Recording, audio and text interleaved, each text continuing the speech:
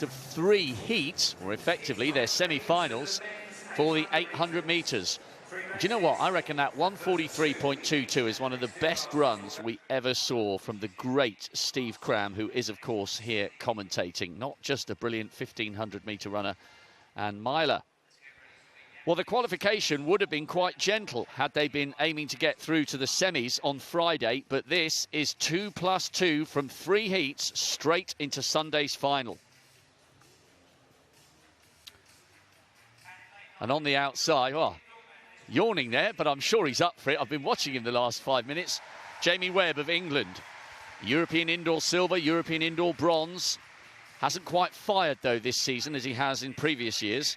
Charlie Hunter of Australia. They're very excited about him. NCAA champion indoors last year. Went out in the heats in the world indoors earlier this year, though. Khalid St. John, PB in Texas in April. The Antiguan. Hopefully he can be inspired by this big morning crowd, as will be the case for Alex Beddoes of the Cook Islands. PB in the heats last year. Now, Toshipo Tashite, 3 times a national champion, the South African. Made the semis in Doha, but was really disappointed to go out in the heats in Eugene. Elias Ngani, 26 years of age. What a PB, and he's not too far behind that in terms of his season's best. Low 144s at altitude in Nairobi. Inside the Kenyan, Denick Luke of Dominica, national record in Kingston. And that 148 plus bits.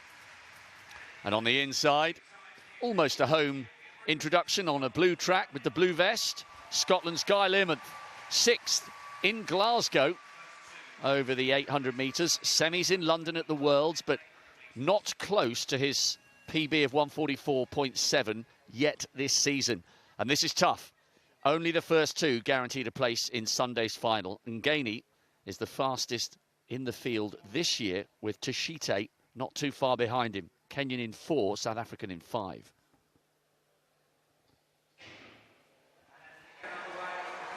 So a different dynamic to this race, as they are going straight down to the final. Webb on the outside.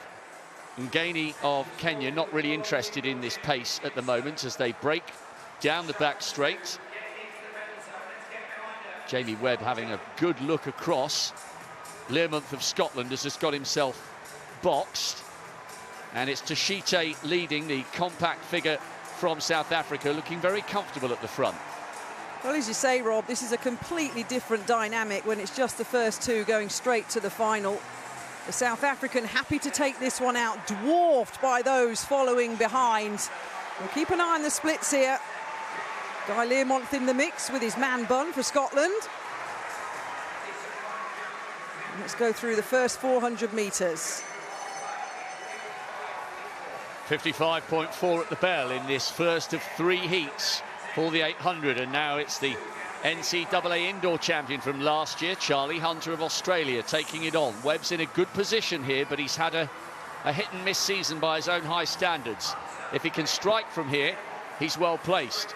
Exactly the same could be said for Learmonth. You can hardly see Tashite, but he's on the inside and he's boxed at the moment.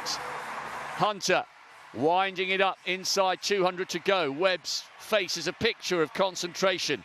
And now comes Elias Ngani, who was 5th in the African Championships in Mauritius, trying to come wide on the outside. This is the best we've seen from Jamie Webb all season. The Englishman hanging on, so too Guy Learmonth. Watch for the Kenyan, but he can't get there. A brilliant run by the 2 home athletes.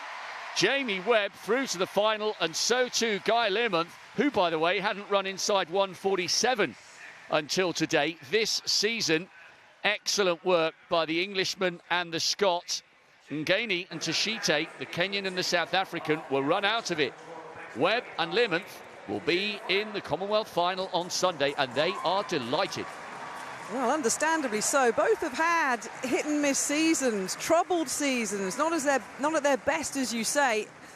And Ngani, the Kenyan, made his move, didn't he? Let's not forget he's a 144 athlete this season. But Jamie Webb put his foot down, kind of Keely Hodgkinson style there, and just took off like an absolute rocket. Really good running by the English athlete and the Scottish athlete. Hunter, the Australian, was happy to lead it out with 200 metres to go. But watch Jamie Webb here. hit the 200-meter point, would have had directions from his coach, and off he went. See a little bit of tussling behind as Ngeni, the Kenyan, tried to get himself in a position. A glance across from Learmonth of Scotland on the right, who was boxed in at that point. But look at that, a little glance up, Rob, and off he goes. And brilliant qualification from the English athlete and from Learmonth of Scotland. I was watching Jamie Webb all the way round quite intently, and he kept darting his eyes to the athlete who was leading on the inside. And stuck his tongue out there as he crossed the line. A little bit cheeky, but a bit of adrenaline flowing. He was fully focused on the job in hand there. It wasn't necessarily easy for him starting on the outside, but he showed really good tactical awareness and composure. Learmonth was having to work a little bit. It's not fast, 1:48, yeah, there's the tongue. 1:48.8 and 1:49.15. Obviously, you'd imagine they'd have to run a lot faster than that in the final, but you can only react to the way the tactics unfold in front of you, and that was a tough old race from which to qualify, and they've both done a really good job, despite coming in here undercooked by each of their respective high standards.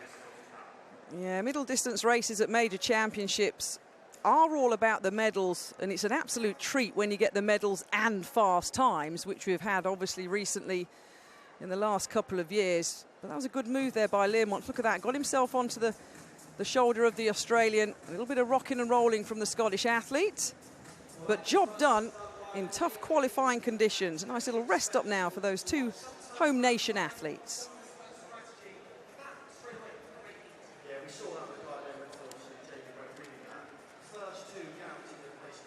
Jamie Webb and Guy Learmonth will be in the 800-metre final on Sunday. What a climax that will be to a fabulous 6 days of athletics. Ngeni and Tashite will have to wait and see, but with 1:49.5 and 49.8, I'm not sure the Kenyan or the South African will make it through for either of the non-automatic spots.